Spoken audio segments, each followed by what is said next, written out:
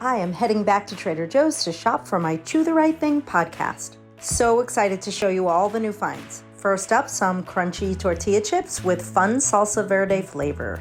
These look promising. Oh wow, these look a lot like the sous vide egg bites you find at Starbucks. Perfect for a busy morning. I love protein-packed foods, so I hope these are good. Hello, Blueberry Dream. I'm not sure it'll stand up to that tangerine and cream bar I'm obsessed with, but I'm willing to give it a try. Ooh, I've never tried this fruit spread. They often have so many fun seasonal flavors, and they're usually worth checking out, so I have high hopes.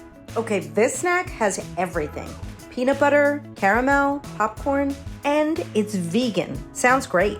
I'm a fan of Thai ginger sauces, so I can't wait to see how this one stacks up against others. I love pickles of all kinds, so these spicy ones are a must-try. Ooh, I saved the best one for last. I am so excited to try this fun combination of two things I love, pickles and cute little food.